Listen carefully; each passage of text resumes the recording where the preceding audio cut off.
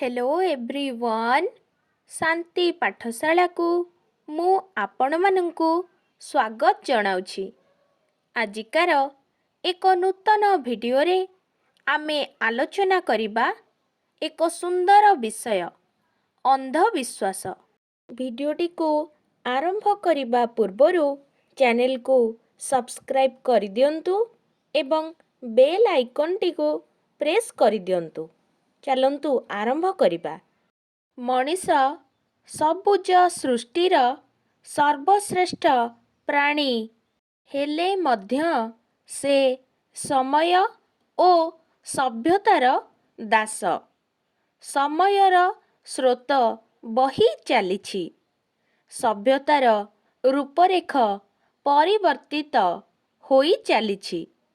सभ्यतार ताले ताले मनीषर विकास ओ विश्वास मध्य साधित होइछि। मनीष दिने प्रस्तर जुगरे बास करुथिला। बणर फलमूल मांस भक्षण करुथिला। गिरी गह्वर मध्यरे उलग्न अवस्थारे रहुथिला। चंद्र सूर्य अग्नि वायु ओ वृक्ष आदिଙ୍କୁ देवता मनेकरी भक्ति प्रदर्शन करुथिला। किंतु ए सभ्यतार भय विकास द्वारा से अग्रसर होई विज्ञान जुगरे पदार्पण कलाणी। तथापि भूत डाहाणी प्रेत बलि प्रथा आदि अंधविश्वास कुसंस्कार तार मनोराज्यरू अपसरी नाही। एही सबु भ्रांत विश्वासर अनुगामी हेबा फलरे अनेक समयरे मनीष विपदर सम्मुखीन होई जातना भोग करुछि। मनीष निजर अज्ञता जोगु अंधविश्वास को सहजरे ग्रहण करे। एहाकु ग्रहण करि नेबारे सेभଳି कौनसी जुक्ति बा कारण नथाए। वर्ष वर्ष धरी मनीष मनरे बद्ध पल्लळ परी अंधविश्वास आच्छन्न करी रखी थाए। ज्ञानर अभाव वैज्ञानिक दृष्टिभंगीर स्वल्पता एहार अन्यतम कारण रूपे ग्रहण करा जाई पारे। अति मात्रारे धर्मभीरु होई पड़िबा फलरे मध्य मनीष अनेक भ्रांत विश्वास मन भितरे पोषण करे।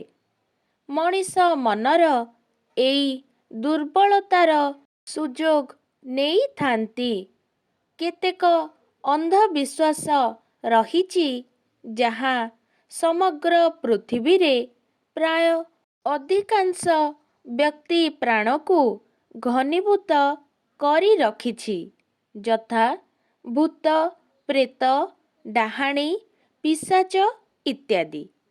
मनीष मृत्यु परे भूत प्रेतरे परिणत हुए, लोकमानंकु हैराण हरकत करे। एभଳି विश्वास लोकंक मनरु एबे भी लिभि नाही। साधारणतः अशिक्षित जनतांक मनरे एपरी भ्रांत धारणा अधिक लक्ष्य करा जाए।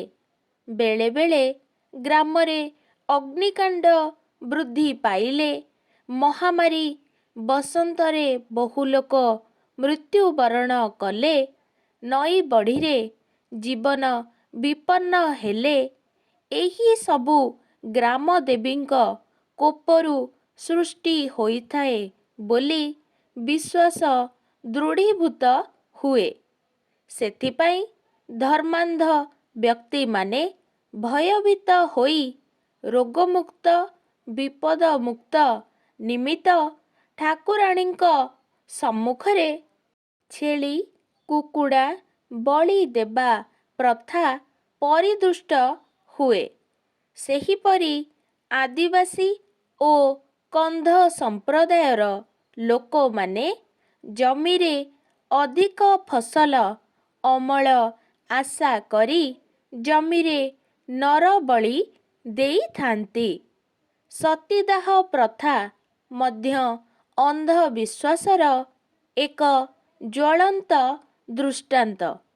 ସ୍ୱାମୀର ମୃତ୍ୟୁ ପରେ ତାର ଚିତାଗ୍ନିରେ ସ୍ତ୍ରୀ ଆତ୍ମଝାସ ଦେଲେ ସ୍ୱର୍ଗାରୋହଣ ହୁଏ ବୋଲି ସେମାନଙ୍କର ଭ୍ରାନ୍ତ ଧାରଣା ରହିଛି। ସାଧାରଣତଃ ଯାତ୍ରା ଆରମ୍ଭ ବେଳେ ବିରାଡ଼ି ଦର୍ଶନ, ଶୂନ୍ୟପାତ୍ର ଦର୍ଶନ, ଛିଙ୍କିବା, ତୈଳପାତ୍ର ଦେଖିବା, କ୍ରନ୍ଦନରୋଳ ଶୁଣିବା ଆଦି ଅଶୁଭ ବୋଲି ଯୁଗ ଯୁଗରୁ ଆମ ମନରେ ଧାରଣା ରହିଆସିଛି। ଏସବୁ ମଧ୍ୟ ଅନ୍ଧବିଶ୍ୱାସ ବ୍ୟତୀତ ଅନ୍ୟ କିଛି ନୁହେଁ। ଅନ୍ଧବିଶ୍ୱାସ ଯୋଗୁଁ ବ୍ୟକ୍ତି ଓ ସମାଜର ପ୍ରଭୂତ କ୍ଷତି ସାଧନ ହୁଏ। ବେଳେବେଳେ ଏହି ଭ୍ରାନ୍ତ ଧାରଣାର ବଶବର୍ତ୍ତୀ ହୋଇ ମଣିଷ ମୃତ୍ୟୁର ଶିକାର ମଧ୍ୟ ହୋଇଥାଏ। ଅତଏବ ଏଭଳି ଧାରଣା ମନରେ ପୋଷଣ କରିବା ଅନୁଚିତ। ଶିକ୍ଷା ହିଁ ଏହାର ନିରାକରଣ। ଶିକ୍ଷା ଦ୍ୱାରା ମଣିଷ ଭଲ ମନ୍ଦ, ଉଚିତ ଅନୁଚିତ ହୃଦବୋଧ କରିପାରେ ଏବଂ ବିଚାର କରିପାରେ। ଆଜିକାର ଭିଡ଼ିଓଟି ଆପଣଙ୍କୁ କିପରି ଲାଗିଛି କମେଣ୍ଟ ମାଧ୍ୟମରେ ନିଶ୍ଚୟ ଜଣାଇବେ ଏବଂ ଲାଇକ୍, ସେୟାର, ସବସ୍କ୍ରାଇବ୍ କରିବାକୁ ଜମାରୁ ଭୁଲିବେନି। ଧନ୍ୟବାଦ।